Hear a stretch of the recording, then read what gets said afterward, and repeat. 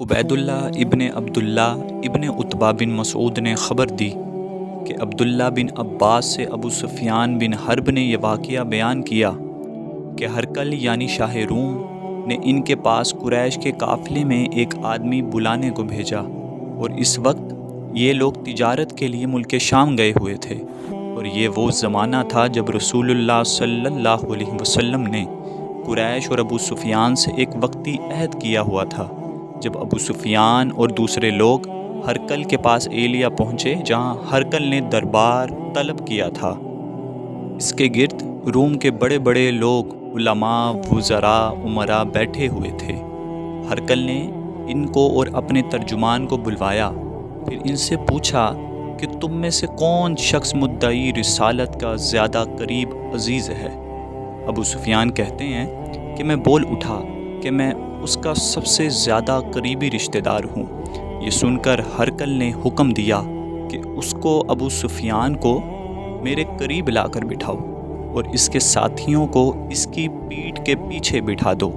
پھر اپنے ترجمان سے کہا کہ ان لوگوں سے کہہ دو کہ میں ابو سفیان سے اس شخص کے یعنی محمد صلی اللہ علیہ وسلم کے حالات پوچھتا ہوں۔ اگر یہ مجھ سے کسی بات میں جھوٹ بول دے تو تم اس کا جھوٹ ظاہر کر دینا۔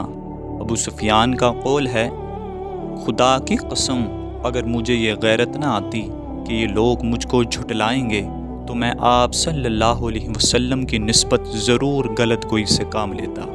خیر، پہلی بات جو ہرقل نے مجھ سے پوچھی وہ یہ کہ اس شخص کا خاندان تم لوگوں میں کیسا ہے؟ میں نے کہا وہ تو بڑے اونچے عالی نسب والے ہیں۔ کہنے لگا اس سے پہلے بھی کسی نے تم لوگوں میں ایسی بات کہی تھی؟ میں نے کہا نہیں۔ کہنے لگا اچھا اس کے بڑوں میں کوئی بادشاہ ہوا ہے؟ میں نے کہا نہیں۔ پھر اس نے کہا بڑے لوگوں نے اس کی پیروی اختیار کی ہے یا کمزوروں نے؟ میں نے کہا نہیں، کمزوروں نے کی ہے۔ پھر کہنے لگا اس کے تابعدار روز بڑھتے جاتے ہیں یا کوئی ساتھی پھر بھی جاتا ہے؟ میں نے کہا نہیں۔ کہنے لگا کیا اپنے اس دعوی نبوت سے پہلے کبھی کسی بھی موقع پر اس نے جھوٹ بولا ہے؟ میں نے کہا نہیں۔ اور اب ہماری اس سے صلح کی ایک مقررہ مدت ٹھہری ہوئی ہے، معلوم نہیں وہ اس میں کیا کرنے والا ہے۔ ابو سفیان کہتے ہیں میں اس بات کے سوا اور کوئی جھوٹ اس گفتگو میں شامل نہ کر سکا۔ ہرقل نے کہا کیا تمہاری اس سے کبھی لڑائی بھی ہوتی ہے؟ ہم نے کہا ہاں۔ بولا پھر تمہاری اور اس کی جنگ کا کیا حال ہوتا ہے؟ میں نے کہا لڑائی ڈول کی طرح ہے، کبھی وہ ہم سے میدان جنگ جیت لیتے ہیں اور کبھی ہم ان سے جیت لیتے ہیں۔ ہرقل نے پوچھا وہ تمہیں کس بات کا حکم دیتا ہے؟ میں نے کہا وہ کہتا ہے کہ صرف ایک اللہ ہی کی عبادت کرو، اس کا کسی کو شریک نہ بناؤ، اور اپنے باپ دادا کی شرک کی باتیں چھوڑ دو، اور ہمیں نماز پڑھنے، سچ بولنے، پرہیزگاری اور صلہ رحمی کا حکم دیتا ہے۔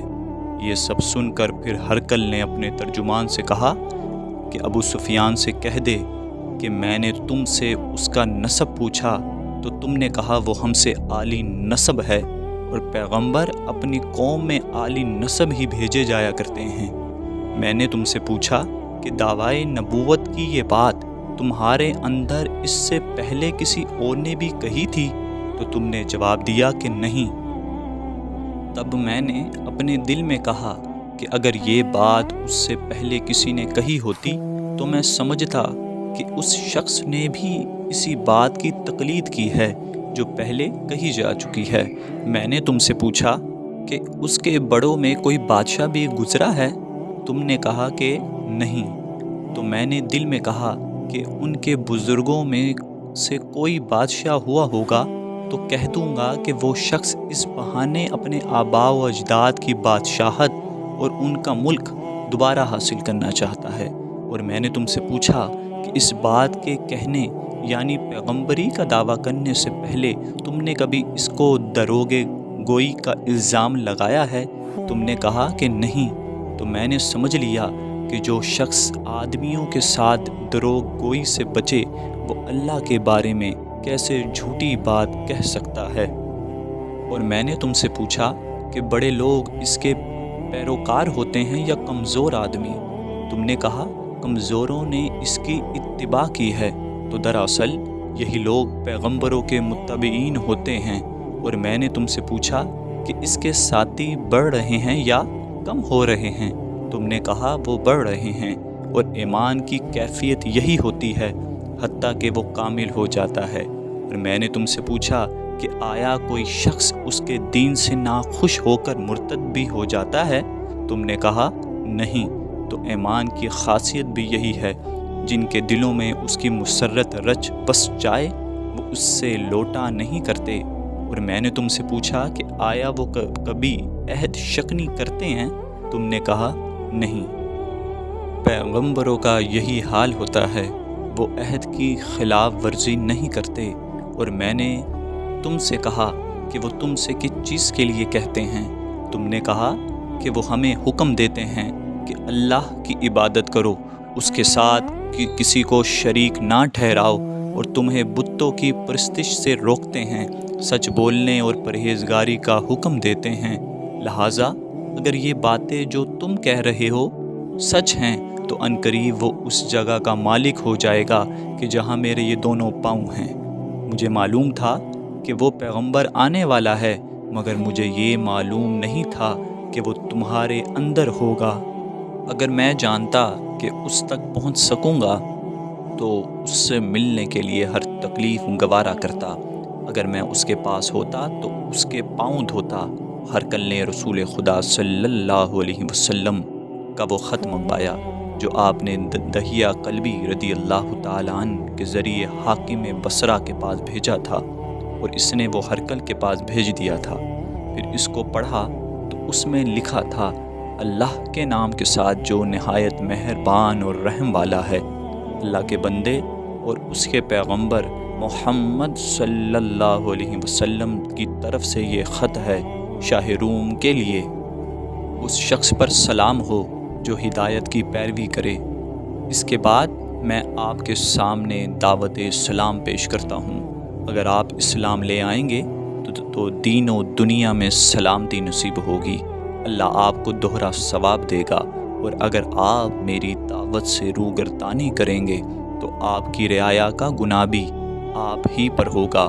اور اے اہل کتاب، ایک ایسی بات پر آ جاؤ جو ہمارے اور تمہارے درمیان یکساں ہے، وہ یہ کہ ہم اللہ کے سوا کسی کی عبادت نہ کریں اور کسی کو اس کا شریک نہ ٹھہرائیں، اور نہ ہم میں سے کوئی کسی کو خدا کے سوا اپنا رب بنائے۔